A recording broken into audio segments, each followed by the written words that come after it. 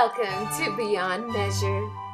Working with a white sheet of Core Essentials Coordinations cardstock, we're cutting it at 4 1/4 inches by 5 1/2 inches. With the help of some Scotch repositionable tape, I'm adhering it to my Cricut cutting mat. Because we get to cut out a hexagonal quilt that was created in Make the Cut software. We're cutting it not only in white, but in yellow, orange, pink, and green vintage collection coordinations. As we're working on the foundation of our card, we're cutting some sewing elements, again with Make the Cut software.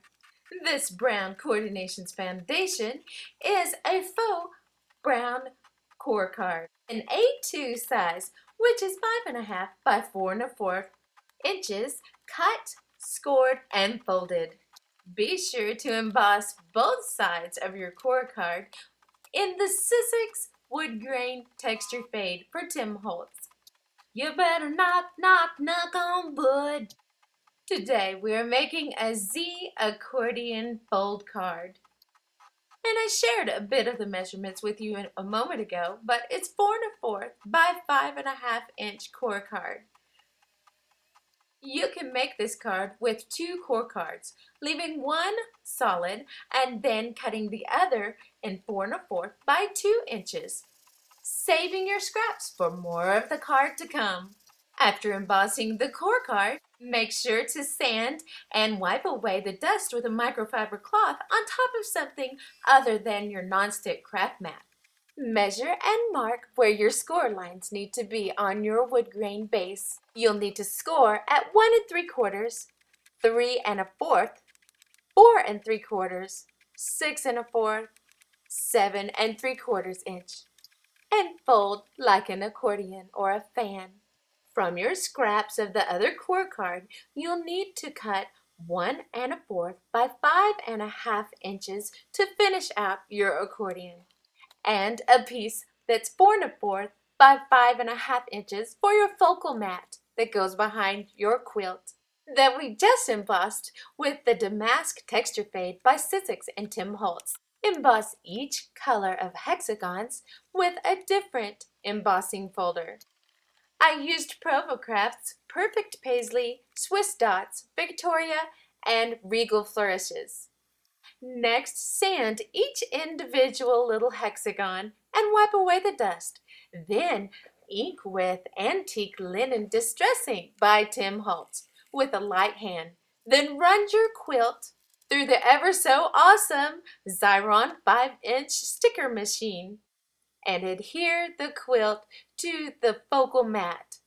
There is an online hexagon placement guide that will be underneath the video, either at yourbeyondmeasure.com or on YouTube.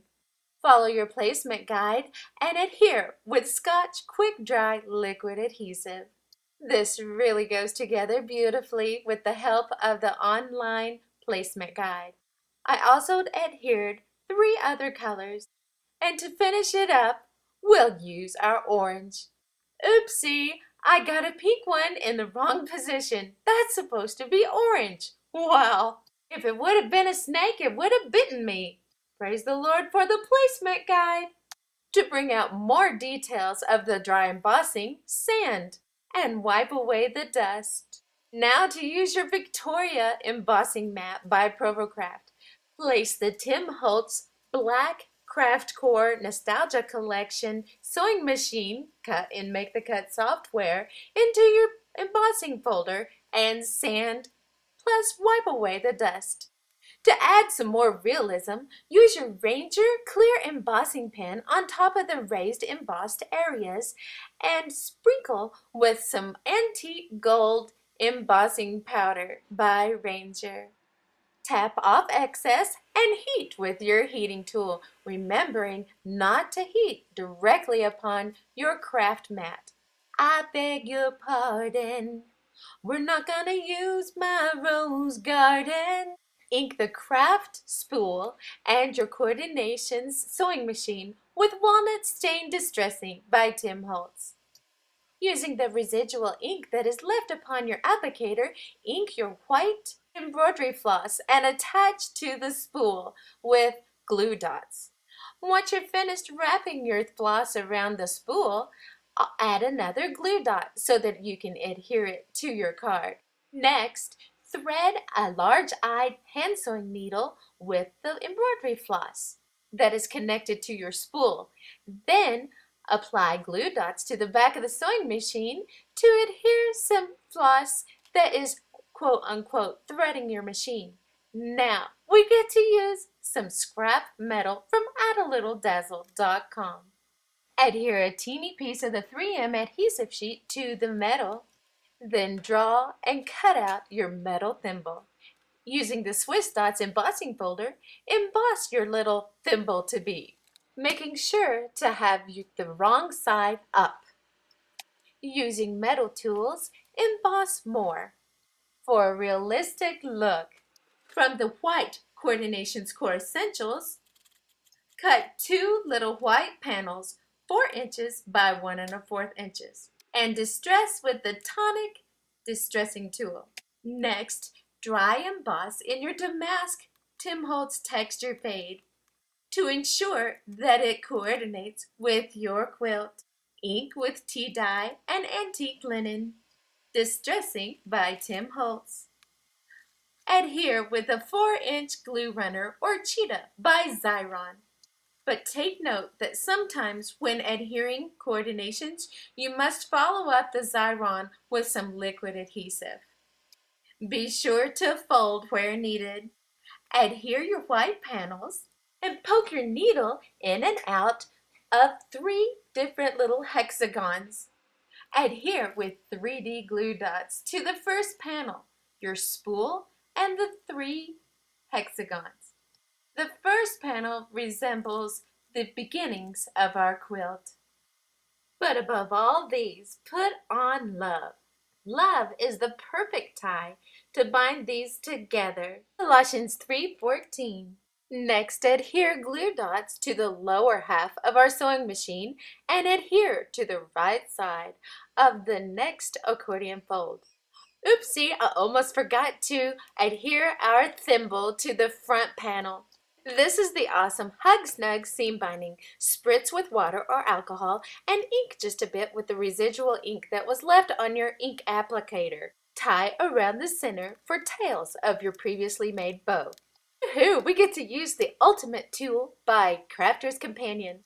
For creating bows, this is the tool of choice. So now we have our little lace bow that will be behind the Hug Snug seam binding bow. Adhere with hot glue, making sure to place a dot of hot glue in the center for our bow and then another dot in the center for our antique button. Now use your mini glue dots to give the bow tails movement. Woohoo! It's the ingenious Spellbinders Labels 3 dies. The cutting sandwich in my Kettlebug for using the Labels 3 Spellbinders is ACDCBC. We're cutting the label out of parchment scrap. And now we get to emboss with the same die. And the embossing sandwich is ADCMCBB. Using the die as a stencil, ink lightly with Old Linen Distress Ink by Tim Holtz, and then go over the edges with Worn Lipstick Spun Sugar and Walnut Stain Distress Ink. Go over with the Embossing Buddy. This is from the Sentiments collection of our Daily Bread Design stamp set. This is the Rock and Roll technique. Ink the center with walnut stain and go around the edges with a bit of black soot. Sprinkle your stupendous clear embossing powder over your sentiment. Tap away excess, heat to emboss, and then ink the edges some more to your liking. Woohoo! A new technique for our Picket Fence Distress Ink Marker. Highlight the center of your stamp and lightly wipe off of your embossing.